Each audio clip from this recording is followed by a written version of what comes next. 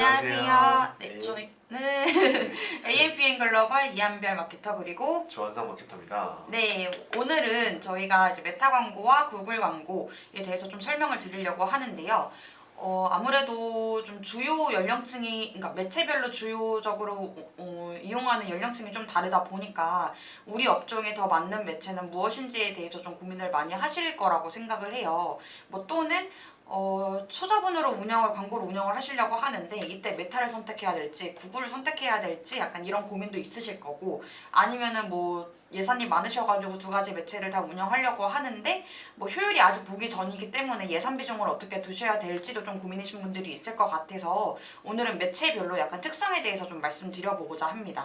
그래서 우선 이제 구글부터 말씀드리도록 하겠습니다. 네, 이제 구글은 이제 캠페인이 너무 많아서 이제 요즘 많이 사용하고 있는 뭐 GDN 캠페인에 대해 먼저 말씀드리면은 GDN 캠페인은 이제 뭐 구글의 방대한 네트워크를 어떻게 이제 활용할 수 있는지, 그리고 이제 뭐 광고 플랫폼을 뭐 브랜딩과 전환에 모두 효과적이라고 나와 있는데, 이제 GDN을 먼저 소개하자면은 GDN은 이제 뭐 구글 디스플레이 네트워크의 약자로 이제 뭐 구글의 다양한 뭐 서비스와 제휴, 뭐 사이트의 배너 광고를 노출시킬 수 있는 플랫폼인데, 또한 그 구글 서비스뿐만 아니라 뭐 유튜브나 다 아시는 뭐 아니면 지메일, 뭐 플레이스토어 아니면 그런 뭐 언론사 등 6만 개가 넘는 사이트에 광고를 노출을 할 수 있어서 이런 큰 장점이 있고요. 그다음 GDN 뭐 특징으로는 뭐 가장 큰 타겟팅인데, 이게 정말 세밀하게 가능하다는 점이 있습니다. 뭐 이제 사용자를 기반으로 타겟팅을 하고 콘텐츠를 기반으로 타겟팅을 해서 나뉘는데, 뭐 예를 들어 뭐 최근에 부동산 관련을 해서 이제 검색을 많이 한 뭐 사용자를 대상으로 이제 뭐 임대 아파트 광고를 노출시키거나, 아니면 뭐 또 여행을 좋아하는 사람이 있으면은 뭐 그런 펜션 할인 광고 그런 타겟팅을 해서 뭐 보여줄 수 있겠죠. 또 하나의 뭐 다른 큰 장점으로는 뭐 리사이징 기능이 있습니다. 뭐 일반적으로 이제 배너 광고 같은 경우에는 뭐 각 지면에 맞는 사이즈로 뭐 여러 버전을 만들어야 하지만, 뭐 GDN 광고 특성상 이제 뭐 자동으로 이렇게 리사이징을 해주기 때문에 이런 리소스가 적게 들어서 이제 특히 뭐 반응형 디스플레이 같은 경우에는 뭐 두 가지 사이즈로 등록만 해도 자동적으로 최적화된 크기로 노출될 수 있기 때문에 뭐 이런 장점들이 다 있습니다. 이게 약간 어떤 말씀이신지 제가 좀 상세하게 풀어서 말씀드리자면은 저희가 아까 그 제휴 사이트나 아니면 뭐 유튜브 플레이스토어 등과 같이 좀 광범위한 지면에 노출이 가능한 그런 광고 매체라고 말씀드렸잖아요. 그렇다 보니까 지면이 많으니 당연히 노출되는 그 배너 사이즈도 각기 다 다릅니다. 뭐 원래는 기본적으로 저희가 뭐 1대1이나 그런 거를 많이 활용하기는 하지만 뭐 PC 버전으로 봤을 때 우리가 뉴스 기사에 들어가면은 뭐 오른쪽 세로형으로 길게 뜬 그런 배너도 보셨을 거고, 아니면 상단에 가로형으로 길게 뜬 배너도 보셨을 거예요. 그것도 어찌 보면 다 디스플레이 광고, 그러니까 GDN 광고 지면 중 하나이긴 한데, 저희가 그걸 하나하나 다 리사이징을 한다고 하면은 베스트긴 하겠지만 리소스가 어느 정도 들어가는 부분이라 기본적으로 얘네들이 제공하는 그런 사이즈 2개나 3개 정도 이제 제작을 해가지고 저희가 세팅을 하면 알아서 그 안에서 리사이징을 해서 지면에 맞게끔 이제 노출이 가능하게끔 도와주겠다라는 말로 지금 말씀을 드린 것 같거든요. 그래서 이 부분에 있어서는 어느 정도 이제 소재 제작에 대한 리소스를 줄이고 성과 개선이나 아니면 데이터 분석에 조금 더 시간을 들일 수 있다라는 장점이 있는 그런 측면이라고 생각을 해서 뭐 이 부분도 좀 장점이라고 말씀드리고 있습니다. 다음으로 뭐 GDN의 입찰 방식을 알아볼 건데요. 뭐 GDN은 뭐 다양한 입찰 방식을 지원하는데, 가장 기본적으로 뭐 다들 아시는 CPC 클릭당 비용인데, 이게 이제 최대 CPC를 설정하면은 이제 그 이상으로 과금이 안 되기 때문에, 하지만 뭐 또 너무 낮게 설정하면은 이제 광고 노출이 안 될 수도 있고, 아니면 또 너무 높게 설정하면은 과금이 심해질 수 있기 때문에 이거 적정하게 조정해가지고 관리를 해서 이제 과금 방식을 하면 될 것 같고, 또 다른 하나 방식은 뭐 자동화 입찰 기능이 있습니다. 그래서 뭐 이거는 이제 구글의 알고리즘이나 뭐 클릭이나 전환을 극대화하기 위해 이 입찰가를 최적적으로 이렇게 해주는 건데, 뭐 시간이 절약되는 만큼 이제 과금이 또 많이 될 수도 있고, 그렇기 때문에 좀 확인을 잘 해서 입찰 방식을 선택하면 좋을 것 같습니다. 네. 그래서 이제는 이런 식으로 저희가 대략적으로 말씀드렸고, 이제 GDN 광고를 어떤 식으로 활용하면 좋을지 한번 말씀드려볼게요. GDN 활용 전략으로는 뭐 처음으로 뭐 먼저 잠재 고객 타겟팅과 뭐 키워드 타겟팅 이런 거를 섞어서 테스트하는 거를 추천드리는데, 키워드 타겟팅은 이제 먼저 효과적이지만 이제 간혹 일일 예산을 초과할 수 있기 때문에 안전하게 이제 잠재 고객을 타겟팅으로 하는 것도 좋고, 또한 이제 타겟팅을 너무 많이 걸면은 광고 범위가 너무 좁아지기 때문에 이게 노출이 안 될 수도 있으니까 이제 한두 개 정도로 설정을 하고 그룹별로 이렇게 타겟별로 나누는 게 좀 더 효과적이라고 말할 수 있습니다. 그리고 이제 구글 애널리틱스를 이제 활용해서 이제 성과를 분석하는 것이 좀 중요한데 이제 어떤 소재가 얼마나 더 효율적이고 아니면 뭐 유입이 어떻게 되는지 이런 전반적인 데이터를 확인하면서 이제 광고 캠페인을 좀 개선해 나가서 뭐 1단위나 아니면 월 단위 이런 쪽으로 이제 성과를 좀 측정을 하고 꾸준히 관리하는 것이 좀 핵심이라고 말할 수 있겠습니다. 그리고 잘 아시는 것처럼 이제 GDN, 그러니까 구글에서 진행하는 그런 디스플레이 광고 같은 경우에는 아무래도 주요적으로 이용하는 연령층 자체가 우리 한 20대보다는 사실 한 3, 40대 아니면 4, 50대 그런 연령층일 가능성이 굉장히 높아요. 왜냐면은 GDN 광고 내에서는 이제 기본적으로 제휴지면뿐만 아니라 저희가 유튜브 내에서도 이제 광고 노출이 가능하다고 말씀드렸는데 보통의 이제 20대 분들은 물론 4, 50대도 유튜버 프리미엄을 쓰시는 분들도 있기는 할 거예요. 근데 대부분의 연령층이 한 20대에 밀집되어져 있다 보니까 사용을 안 하시는 그런 연령층들이 그 광고를 보고선 뭐 유입이 된다거나 전환을 발생시킬 그런 빈도도 굉장히 높거든요. 그렇다 보니까 구글 같은 경우 만약에 집행을 하고 싶다라고 하시면 내가 판매하려고 하는 그런 상품이나 아니면 제품들이 연령층, 내가 목표로 하는 주요 타겟 연령층이 어떻게 되는지를 한번 고민을 해보시고 만약에 4, 50대나 아니면 3, 40대 뭐 이 정도로 고민을 하신다고 하면은 GDN 광고 한번 충분히 진행해보셔도 괜찮을 것 같습니다. 무엇보다 뭐 연령층이 코어하게 저희가 운영을 하지 않으려고 해도 이거에 대한 큰 장점으로는 뭐 여러 가지 타겟이 가능하다라는 것도 장점이긴 하지만 어찌됐든 제휴 지면이 넓기 때문에 노출수를 최대한 많이 확보를 할 수 있다는 게 큰 장점이잖아요. 이는 곧 저희가 이제 브랜딩을 할 수 있다라는 장점, 그리고 특정 프로모션이 있었을 때 그런 노출을 많이 극대화할 수 있는 지면에 노출을 시킨다고 하면은 우리 브랜드를 몰랐더라도 가격이 저렴하다는 그 프로모션 인지로 인해서 구매를 발생시키고 나중에 그게 충성 고객까지도 이어질 수 있기 때문에 이 부분은 한번 잘 활용하셔서 내 목적에 따라서 한번 운영을 해보시는 것이 좋을 것 같아요. 그리고 GDN 같은 경우가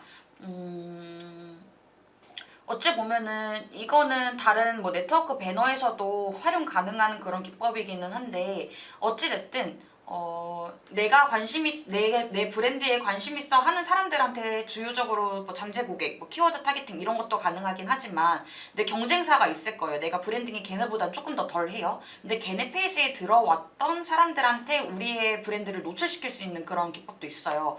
이건 이제 링크 타겟이라고 해가지고 경쟁사의 유튜브 링크라든지 아니면 페이지 링크를 넣어서 그쪽에 방문했던 사람들한테 우리 광고를 노출시켜서 충성 고객으로 만들 수 있는 아니면 신규 고객으로 만들 수 있는 그런 전략도 있거든요.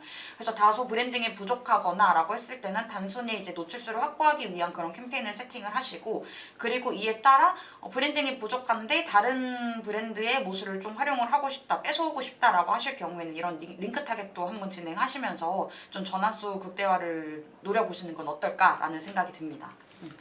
그래서 예를 들어 이제 특정 업종에 대해서 전략을 한번 말씀을 해주신다고 하시는데 그 주요 업종이 어떻게 되죠? 특정 업종의 경우는 일단 우선 영양제로 예를 들 건데 뭐 영양제 업종 같은 경우에는 이제 브랜딩이 만약에 잘 되어 있지 않다면 그러면 이제 뭐 저렴한 CPC로 뭐 다양한 지면에서 광고를 노출시키는 게 중요한데 그만큼 이제 브랜딩이 만약에 잘 되어 있다면은 좀 더 이제 괜찮은 CPC로 진행을 할 수 있겠죠. 특히 이제 뭐 관심사를 타겟팅을 이제 최소화를 하고 이제 뭐 바이럴 마케팅을 통해서 이런 검색 지면을 확보하는 것이 첫 번째 단계고 그리고 이제 뭐 브랜딩이 어느 정도 괜찮게 되어 가면은 이제 경쟁사 타겟을 가져올 수 있는 그런 잠재 고객들 있잖아요. 그런 사람들을 활용해서 이제 경쟁사보다 좀 더 저렴한 이제 할인이나 뭐 프로모션 이런 걸 진행해서 초반에 이제 구매로 이어질 수 있게끔 이런 전략도 필요하다고 생각합니다. 네, 맞습니다. 그래서 그런 식으로 했을 때 저희가 아까 전에 말씀드린 그 매체 자체의 주요 전환 연령층이라든지 그리고 우리가 광고를 하려고 하는 주요 목적이 어떻게 되는지를 한번 확인을 해보셔서 그 매체를 선정하시면 될 것 같아요. 근데 사실 뭐 메타 광고든 구글 광고든 똑같이 디스플레이 광고, 그러니까 즉 배너를 보고서 이제 사람들이 클릭을 해서 유입을 해가지고 구매를 하는 그런 구조인 거잖아요. 그래서 단순 다른 거는 그 메타랑 구글의 어떤 타겟팅 기법 차이가 있는지 그리고 그 이용하는 그 매체를 주요적으로 이용하는 그 연령층이 어떻게 되는지를 먼저 좀 평가를 하시는 게 좋을 것 같거든요. 그래서 일단은 GD는 이런 정도로 한번 말씀을 드렸고 나중에 초기에 집행을 하신다고 하면은 약간 소액으로 운영하시다 보니 약간 이런 걸 하나하나 다 신경을 쓰셔야 되는 건 맞기는 하지만 만약에 매체 하나만 운영을 하고 있다가 그 안에서 성과가 안정적으로 나왔다고 하면은 구글이나 뭐 메타 이거 둘 중에 하나를 고르는 게 아니라 최대한 많은 채널을 늘려가지고 소비자들이 유입할 수 있는 그런 경로들을 많이 확보를 해줘야 이제 저희도 전환 볼륨이 증가할 수 있다고 말씀드리고 있거든요. 왜냐면은 아무리 우리가 가장 첫 번째로 많이 하는 광고가 네이버 검색 광고잖아요. 이걸 하는 이유는 수치상, 통계상으로만 봐도 그 우리 대한민국에서 가장 많이 이용하고 있는 검색 포털 사이트는 애초부터 네이버 검색 광고예요. 그러니까 네이버 매체라는 거죠. 그렇다 보니까 그 안에서 할 수 있는 뭐 GFA 광고라든지 아니면 네이버 SA라는 그 검색 광고를 많이 활용을 하는 부분인데 만약에 이게 우리나라가 네이버가 트래픽 1순위가 아니고 구글이라고 했다라면은 당연히 구글이 더 먼저가 되었겠죠. 그래서 일단은 네이버를 통해서 최대 트래픽 그런 매체를 활용해 우리 브랜드를 알리고 뭐 키워드 니즈를 가지고 우리 브랜드에 방문하게 만들었다고 하면은 여기서 성과가 안정화가 되었다면 네이버 외에 이제 다른 그런 매체를 이용하고 있는 사람들까지도 우리 고객으로 만들어야 되는 그런 게 있어서 지금은 단순히 이제 둘 중에 하나를 꼭 골라야 한다고 하면은 이제 어떤 걸 하면 좋을지에 대해서 말씀드리는 거지만 나중에는 궁극적으로는 전체 매체를 다 운영하는 게 좋다라고 말씀드리고 있습니다. 근데 물론 그 매체에 따라서 브랜드마다 이 브랜드는 다 같은 업종이라고 하더라도 성과가 좋았는데 여기는 안 좋을 수가 있어요. 근데 이거는 어쩔 수가 없는 부분이라서 무조건 다 해야 된다가 아니고 한번 여러 가지 시도를 해보시고 가장 성과가 좋았던 그런 매체만 선정을 하셔서 예산을 한번 분배 운영하시는 것이 좋을 것 같습니다. 그 다음에는 이제 GDN을 그러니까 구글 디스플레이 광고가 대부분의 이제 많이 활용하는 그런 거다 보니까 GDN 위주로 말씀드렸는데, 두 번째로,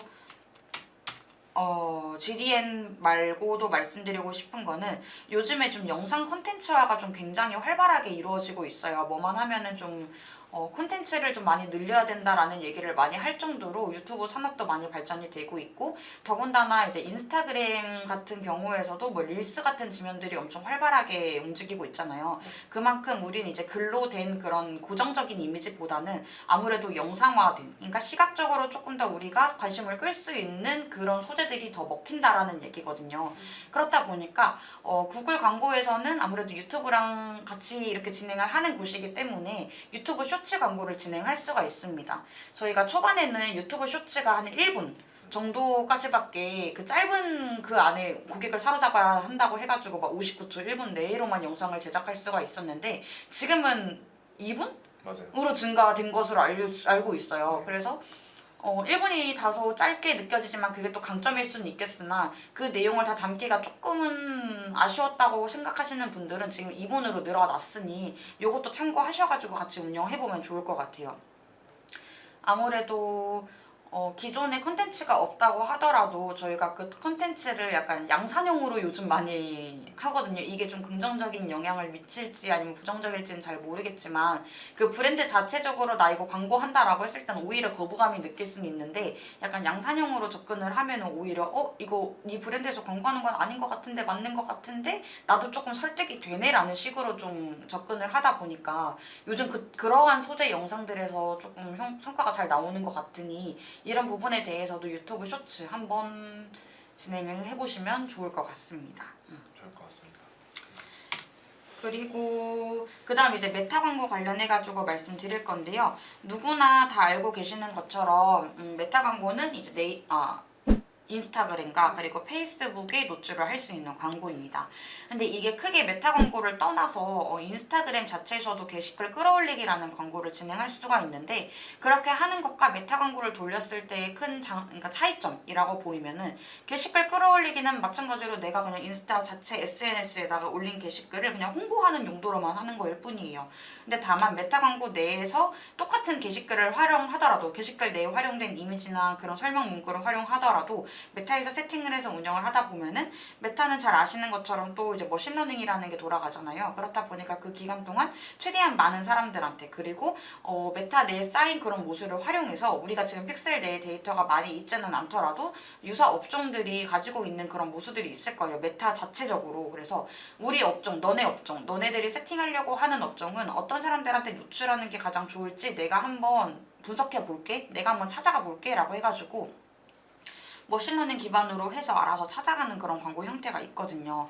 그리고 타겟팅도 훨씬 세분화적이기도 하고 인스타그램 게시글뿐만 아니라 아직까지도 페이스북 이용하고 있는 그런 고객들이 많고 그 안에서도 전원 수요가 좀 많이 발생되는 편이기 때문에 메타 광고에서 주로 광고 세팅해가지고 운영하시는 것을 좀 더 추천드리고 있기는 해요. 왜냐면 같은 예산을 활용을 하더라도 타겟 범위도 다르고 노출 지명과 그리고 우리가 상세하게 타겟팅할 수 있는 것도 좀 범위가 다르다 보니까 이런 부분에서는 메타 광고 세팅이 더 유리하다라고 말씀드리고 있습니다. 그래서 아무튼지 간에 메타 광고를 했을 때 마찬가지로 브랜딩을 원하신다고 하면은 트래픽 광고를 통해서 어느 정도 이제 노출수 극대화를 시키는 목적으로 운영을 할 수가 있고, 이는 아무래도 트래픽 광고 같은 경우에는 예를 들어 아무래도 노출을 좀 많이 시키고 그리고 우리 그 메타 내에 있는 데이터 상에서 평소에 광고를 좀 많이 클릭을 했을 것 같은 사람들한테 주요 노출을 하는 거거든요. 물론 다른 뭐 타겟들도 걸 수는 있겠지만 그렇다 보니까 CTR, 그러니까 클릭률 자체가 엄청 높기는 해요. 근데 광고를 주요 잘 클릭하는 사람들한테 노출을 하는 거다 보니 우리 브랜드에 관심이 없어도 그냥 광고만 일단 관심이 있어가지고 누르는 경우가 더 많거든요. 그렇다 보니까 CTR은 높은데 전환율을 떨어질 수가 있어요. 그래서 말씀드렸던 건 이건 브랜드 인지도 향상에 좋은 부분이다라고 제안을 드렸던 부분이었고, 다만 우리는 브랜딩 어느 정도 그렇게 막 공격적으로 안 해도 될 것 같아. 그래서 이제는 한 전환 유도를 조금 더 하고 싶어 라고 하실 경우에는 그땐 전환 캠페인, 지금은 판매 캠페인이라고 불리는데 해당 캠페인을 활용을 해서 우리 브랜드가 어떠한 타겟팅한테 조금 더 적합한지에 대한 모수를 어느 정도 확보를 한 다음에 그 타겟팅을 걸고 광고 노출을 하면은 아무래도 CTR은 떨어질 수는 있겠으나 전환율은 좀 높게 나올 수는 있다라는 장점이 있습니다. 이거 두 개 다 하면 안 되나요? 여쭤보시는 분들도 있는데 당연히 두 개 다 하셔도 됩니다. 근데 중점적으로 이제 보시는 그런 KPI 지표 자체가 당장 브랜딩을 더 극대화시킬 것인지 아니면은 이제 전환율이 더 먼저 올라가야 되는 것인지를 한번 잘 수렴을 하셔서 트래픽 캠페인에 예산을 더 많이 분배를 할 건지 아니면 전환 캠페인에 예산을 더 많이 분배할 건지에 대해 정해보시면 좋을 것 같아요. 그래서 보통 상시로 메타 광고를 진행하시는 분들은 저는 기본적으로 트래픽보다는 브랜딩을 하더라도 전 전환 캠페인 위주로 그냥 말씀드리고 있고요. 만약에 특정 기간 내, 그러니까 단기적으로 한 7일 동안만 단기적으로 메타를 진행하려고 해요. 그럼 저는 이럴 경우에는 전환 캠페인 말고 트래픽을 권장해드리고 있습니다. 근데 이거는 잘 아시는 것처럼 또 메타는 이제 스마트 스토어로 운영을 하게 되면 전환 추적이 원활하게 이루어지지 않아서 저희가 뭐 간접적으로 NT 파라미터나 약간 그런 값을 심어가지고 추적은 할 수가 있는데 정확도가 너무 떨어지다 보니 기왕이면 자사몰이 있으신 분들한테 저희가 이 매치를 운영하도록 제안을 드리고 있어요. 근데 이거는 모든 디스플레이 광고는 다 공통화된 거라고 생각하시면 될 것 같아요. 아까 구글 광고도 그렇고 어찌됐든 메타 광고 아니면 다른 뭐 ADN이나 뭐 네트워크 배너 광고 같은 경우에는 기타 매체에서 그걸 활용해가지고 저희가 노출을 하는 거기 때문에 자사몰 안에 저희가 스크립트를 심을 수가 있어야 돼요. 근데 스마트 스토어 내에서 저희가 스크립트를 심지 못하는 이유 자체가 어찌 보면은 저희는 자사몰은 내 건데 스마트 스토어는 네이버에서 제공해주는 그런 기타 폼이잖아요. 그렇다 보니까 그 스크립트 자체에 우리가 접근할 수 있는 권한이 없어요. 그리고 네이버 소유이기 때문에 우리가 만약 그걸 수정할 수 있는 권한이 있다고 하면은 그 안에서 다른 브랜드들의 약간 해킹이나 약간 이런 우려가 있기 때문에 스마트 스토어에는 저희가 픽셀을 설치를 할 수 없다라는 부분이었고, 이로 인해서 이제 자사몰로만 이제 이런 픽셀을 심을 수 있다라고 말씀드리고 있습니다.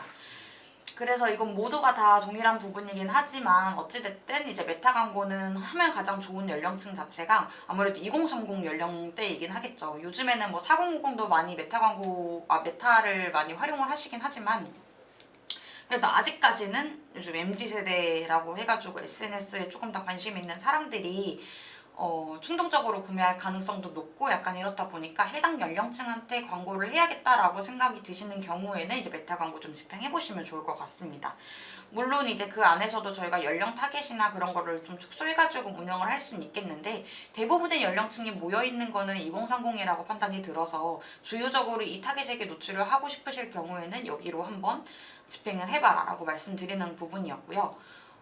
그리고 리타게팅이나 그런 건 다 기본적인 부분이긴 한데 우리 상품 자체가 뭐 이커머스 기준으로 말씀드리면은 뭐 샴푸 같은 경우 한 번 구매를 하면은 보통 6개월을 쓴다고 해요. 근데 구매한 사람들한테 내 광고가 계속해서 노출이 되면은 그 CPM 단가만 높아지는 거고 광고 효율은 계속해서 떨어질 수밖에 없거든요. 그렇게 되다 보니까 이미 우리의 상품을 구매한 사람들한테는 이 소비 기한을 판단을 해서 6개월 동안에는 그 사람한테 노출하지 않겠다라고 해가지고 그 제한도 걸어둘 수가 있어요. 그리고 이런 방법도 가능하고 또는 이제 유입이 되었다가 이탈한 고객들인데 장바구니 담은 그런 이탈 고객도 있을 거고 단순 페이지에 들어왔다가 이탈한 고객들도 있을 건데 이런 거를 저희가 다 맞춤 타겟으로 해가지고 타겟팅을 걸면은 이탈한 사람들한테도 리타겟팅을 할 수 있는 그런 광고 유형으로 이제 집행이 가능합니다. 그래서 최근에 리타게팅 캠페인 같은 경우 그냥 기본적으로 운영은 하고 있었는데 제가 항상 광고주분들한테 제안을 드리는 게 리타게팅 관련한 소재를 기획을 해주실 때에는 무조건 프로모션적으로 조금 더 혜택이 있는 그런 소구점을 활용하시는 게 좋다라고 말씀드리고 있어요. 왜냐면은 이미 우리 제품이 마음에 들어가지고 유입이 됐다라는 건데 광고를 보고 이탈한 데는 이유가 여러 가지가 있을 거예요. 아 생각보다 가격이 조금 비싸네. 아니면은 지금 구매하기에는 살짝이 좀 고민이 되네. 약간 이런 부분들이 좀 많이 이탈을 하실 텐데 이거를 우리가 다시 유입해가지고 전환으로 이끌기 위해서는 이러한 고민 요소를 좀 해결을 해줘야 된다고 생각을 하거든요. 그렇기 때문에 처음 봤을 때보다 할인이 조금 더 5%라도 더 들어갔다고 하면은 지금 한 10일 동안만 이 할인이 유지가 된대요. 그러면은 어떡하지 나 이거 고민했던 건데 그러면은 지금 할인을 한다고 하니까 당장 구매를 해볼까? 라고 해가지고 구매 전환까지 조금 더 시간을 단축시킬 수가 있고 그리고 고민을 했던 요소 자체가 그 소재 하나만 보고 상세 페이지 내용만 보고선 고민을 했던 거잖아요. 그러면은 최대한 다른 그러니까 소재들 간에서 최대한 다른 소구점을 활용해가지고 여러 가지로 노출시키는 게 좋을 것 같아요. 저도 같은 소재만 계속해서 노출이 되면은 오히려 좀 더 지루하고 그냥 그 광고 안 보고 싶거든요. 근데 희한하게 정말 세팅을 잘 하면은 그 사람한테 보였던 광고 말고 그 똑같은 상품인도 불구하고 다른 소구점으로 계속 보여져요. 그러니까 나는 이 상품이 이 소구점이어가지고 너무 마음에 들었는데 이탈을 하고 나서 다시 또 메타 광고 인스타그램에 들어가니까 다른 소구점으로 이 상품을 자꾸 나한테 어필을 하네? 라고 하는 경우가 있거든요. 그렇다 보니까 저도 결국에는 구매를 많이 했던 경우가 있어서 리타게팅을 할 경우에는 이런 식으로 조금 더 소구점을 세분화해가지고 운영을 하시는 게 좋을 것 같습니다. 이런 식으로 말씀을 드리고 있고 웬만해서는 이제 충동 구매가 잘 이루어지는 게 SNS 광고이다 보니까 연령층도 좀 어리다 보니 너무 객단가가 높을 경우에는 뭐 로아스는 오를 수는 있으나 아무래도 전환율은 많이 떨어질 수는 있어요. 그래서 이러한 소비 패턴을 좀 고려를 해서 객단가가 너무 높지 않은 선, 그러니까 적정 객단가는 제가 생각했을 때 한 3만 원 대라고 생각하거든요. 2, 3만 원대. 그래서 그러한 객단가를 가지고 계신 분들이라고 하면은 얼마든지 메타 광고를 진행해도 괜찮을 것 같다라고 말씀드리고 있습니다. 그리고 오히려 객단가가 너무 저렴해요. 그러면은 이 또한 좀 장점이 될 수 있을 거라고 생각하거든요. 근데 이렇게 한다고 하면은 이를 지출하는 예산 대비해가지고 로아스는 당연히 안 좋게 나올 수밖에 없어요. 그래서 이럴 때는 상품 자체 하나의 객단가가 10,000원 이하라고 한다면 이거 1+1 해가지고 차라리 금액을 조금 더 올린다든지 아니면 2개 구매하면 하나 더 해가지고 묶음 상품식으로 그 카테고리를 여러 가지 생성해서 그 랜딩 페이지 내에서 다 구매를 할 수 있도록 그렇게 유도를 하는 게 더 좋을 것 같아요. 그래서 일단은 저희가 말씀드리는 건 연령대별로 아무래도 그러니까 주로 이용하는 그런 매체가 다르다 보니까 한 30에서 50 사이의 연령층을 주요 타겟하고 싶다고 하면은 GDN 광고를 추천드리는 부분이고 그게 아니고 조금 더 젊은 연령층, 뭐 예를 들어 2030 연령층에게 노출을 하고 싶다라고 할 경우에는 메타 광고를 좀 적극적으로 추천드리고 있습니다. 확실히 광고별로 좀 그런 연령대가 나뉘는 것 같고 메타 광고는 요즘 좀 뜨는 뭐 릴스나 아니면 뭐 스토리 뭐 이렇게 좀 계속 리마인드가 되잖아요. 그래가지고 그런 쪽에서 좀 젊은 세대를 좀 노릴 수 있다라는 게 좀 장점인 것 같습니다. 제 생각에. 맞습니다. 저희가 지금 대략적으로 어떤 매체를 진행하면 좋을지에 대해서 좀 말씀드렸는데 혹시 지금 운영하고 계시는 그런 매체나 아니면은 그런 계정들에 대해서 뭐 네이버 메타나 구글 아니어도 괜찮으니까 궁금하신 점 있으신가요? 그럼 저희한테 편하게 여기 아래 채팅으로 남겨주시면 바로 상담 도와드릴게요.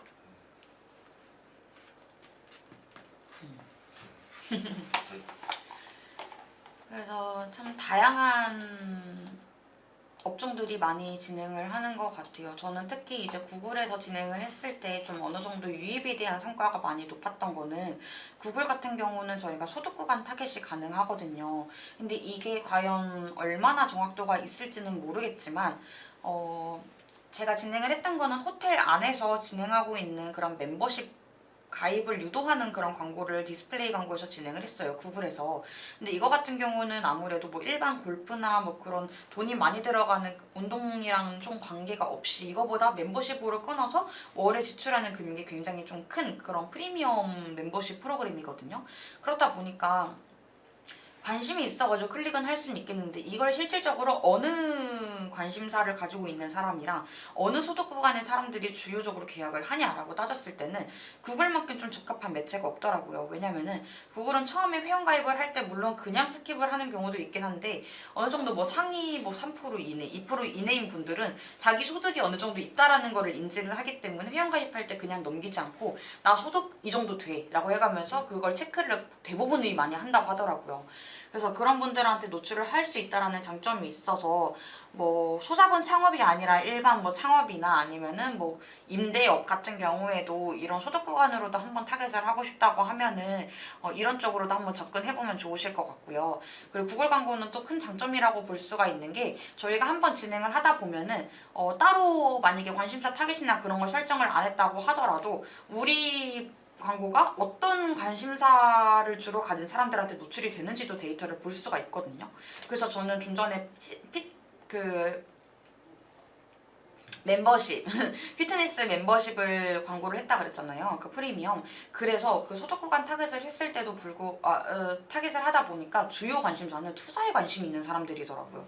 그래서 나중에 그거를 2차 활용을 해가지고 그 관심사만 코어 운영을 해가지고 저 성과가 개선됐던 그런 사례도 있었고 이러한 관심사들은 매체별로 물론 관심사가 다를 수는 있겠지만은 다른 뭐 GFA 광고나 아니면 메타 광고에서도 충분히 활용이 가능한 그런 타겟팅이라고 생각을 해요. 그래서 다른 매체에서도 좀 활용을 해가지고 시너지 효과를 발생시켰던 그런 사례도 있었습니다.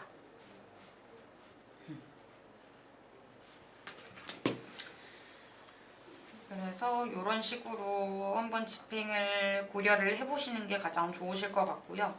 초반에 뭐 자기 상품에 따라서 예산 분배도 진행하시면 좋을 것 같긴 한데 구글이나 메타 광고 같은 경우에는 둘 다 머신러닝이 돌아가는 기반이다 보니까 너무 소액으로 운영을 하다 보면 최적화 기간도 너무 오래 걸리고 그리고 머신러닝 학습하기까지도 좀 예산이 많이 부족하다고 판단이 들면 명확하게 돌아가지 않을 수도 있어요.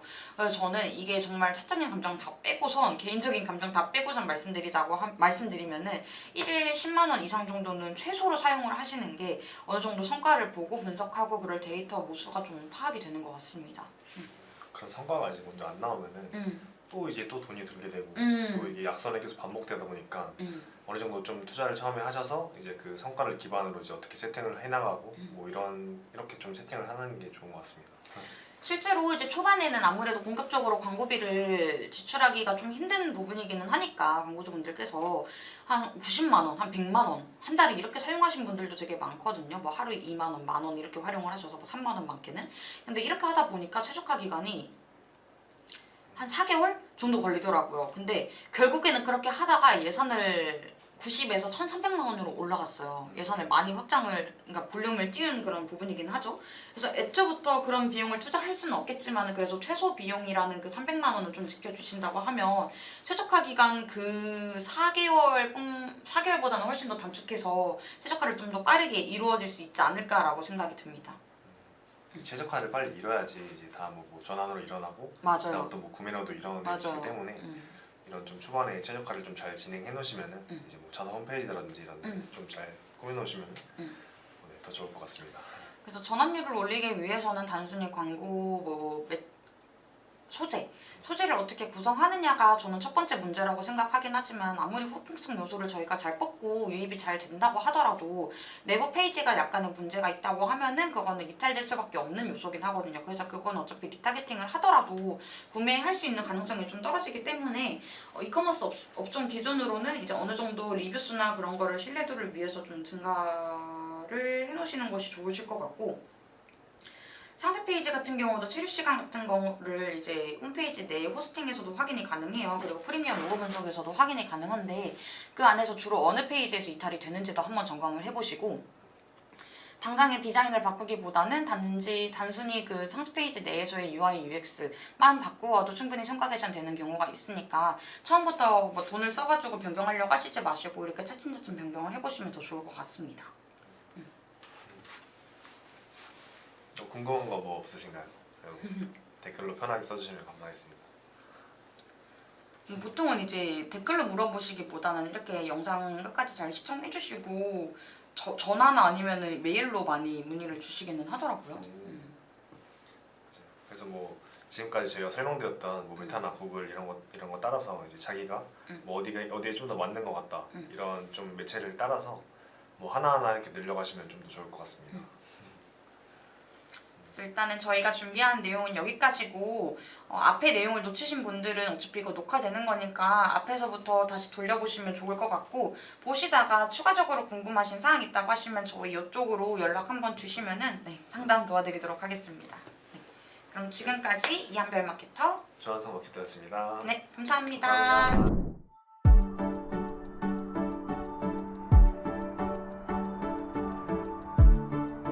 구독과 좋아요는 컨텐츠 제작에 힘이 됩니다.